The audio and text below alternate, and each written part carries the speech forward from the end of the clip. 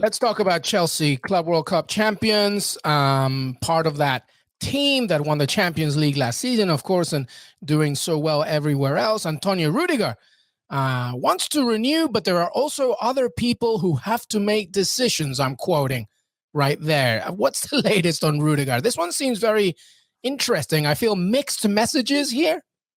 I'm not sure that Rudiger will stay at Chelsea, to be honest. I've never been sure, and I'm still not sure. Why is he saying that then, Fabrizio? It's so crazy. Saying, no, I think we can understand. If you want, I tell you what there is behind these sentences. Tony Rudiger in summer 2020, it was a long summer because you remember that because of COVID, the market was closing on October 5, so it was a really long transfer market window. But in September, in the first days of October, so at the end of the market, Chelsea were offering Tony Rudiger everywhere, to AC Milan, to Roma, to Tottenham, everywhere to get rid of him. Then Thomas Tuchel arrives and changed the life of this boy. Rudiger is playing at an incredible level. So what he says is, if you want to keep me at the club, now you should offer me an important contract, an important salary. He wants an important salary. And I think we always, not we, but people in football always blame players because they want crazy salaries. Right. But I think in this case, the player deserved an important salary. He's probably the last top contract of his career. And so it's absolutely fair to say, okay, give me what I deserved. Because in the last 2 years, he wanted to send me on loan around. I wanted to stay, and I showed my commitment for Chelsea, showing how great he is. He was, again, the best player in a World Cup final, so playing at an incredible level. So this is why Tony Rudiger wants an important contract. He's still in conversation with Chelsea. So they're still trying to find a way to keep Tony Rudiger at the club. But at the moment, it's still not agreed.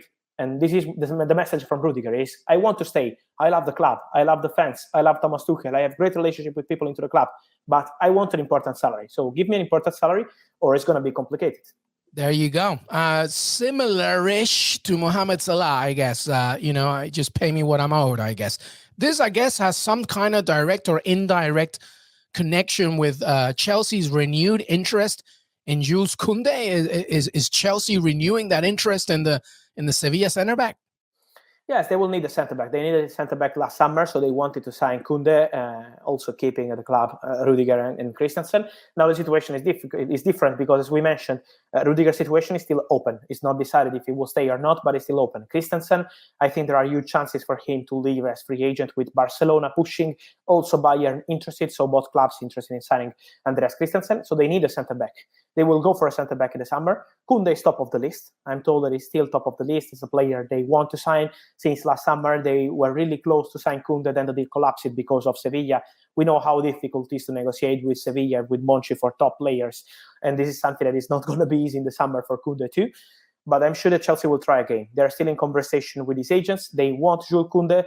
And so let's see what happens in the negotiation, because Sevilla, from what I'm told, they're not going to accept less than 65, 70 million euros for Kounde. Let's see if Chelsea will find a way. But Kounde is in the list. He's not the only name, but he's in the list for Chelsea's new centre-back.